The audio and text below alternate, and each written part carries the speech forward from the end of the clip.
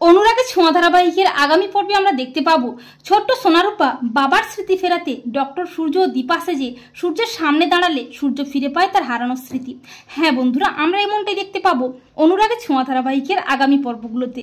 দীপা ও সোনারূপা মোহনপুরে পৌঁছে যায়, আর দীপা যখন মোহনপুর থানায় যাওয়ার জন্য গাড়ি খুঁজতে যায় সোনারূপাকে বসিয়ে রেখে, তখন দুজন খারাপ লোক সোনারূপাকে ভুলভাল বুঝিয়ে নিয়ে যায়। অপরদিকে মানসিক স্বাস্থ্যকেন্দ্র থেকে সূর্যকে খুঁজতে লোক পাঠানো হয়। এরপর খারাপ লোক দুটো যখন সোনারূপাকে টানতে টানতে নিয়ে যাচ্ছিল, তখন সূর্য দেখতে পায় সূর্যের একটু একটু করে মনে পড়তে থাকে সোনারূপার কথা। সূর্য আড়াল থেকে লোকগুলোকে আচ্ছা করে ঢিল ছুড়ে, এরপর লোকগুলো সোনারূপাকে ছেড়ে দেয়। আর দীপা যখন সোনারূপাকে ফিরে পেয়ে আদর করছিল, তখন সূর্য দেখতে পায় সূর্যের একটু একটু করে মনে পড়তে থাকে দীপা ও সোনারূপার কথা।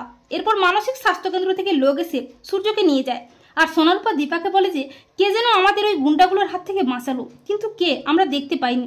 এরপর দীপা সূর্যের পেছনটা দেখতে পায়। দীপার মনে হয় কে ছিল উনি, ওনাকে আমার এত চেনা লাগছে কেন, উনি ডাক্তারবাবু নয় তো? দীপা বলে আমাকে যেভাবেই হোক জানতেই হবে। এই বলে দীপা খুঁজতে খুঁজতে মানসিক স্বাস্থ্যকেন্দ্রে পৌঁছে যায়, আর সেখানে গিয়ে সূর্যকে দেখতে পায়। দীপা সূর্যকে দেখে অবাক হয়ে যায়। দীপা বলে ডাক্তারবাবু, আর সোনারূপাও তাদের বাবাকে দেখে খুব খুশি হয়ে যায়। দীপা ও সোনারূপা সূর্যের কাছে যেতে চাইলে সূর্য কোনো মতেই তাদের কাছে যেতে দেয় না, তাদের চিনতেই পারে না। তখন ডক্টর দীপাকে সবকিছু জানায় যে সূর্য অ্যাক্সিডেন্টে তার স্মৃতি হারিয়েছে। দীপা বলে সোনারূপা, তোদের আমি কথা দিচ্ছি তোদের বাবাকে সুস্থ করে ঠিক আমি তোদের কাছে ফিরিয়ে দেবই।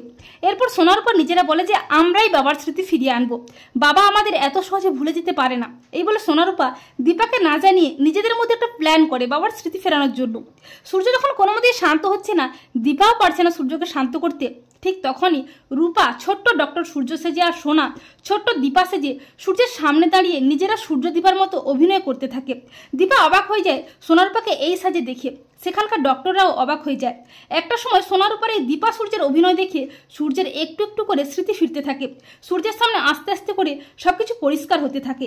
একটা সময় মনে পড়ে যায় সূর্যের সবকিছু। সূর্য চিৎকার করে বলে সোনা মা, রূপা মা। এবার সূর্য সোনারূপাকে জড়িয়ে ধরে অনেক আদর করে।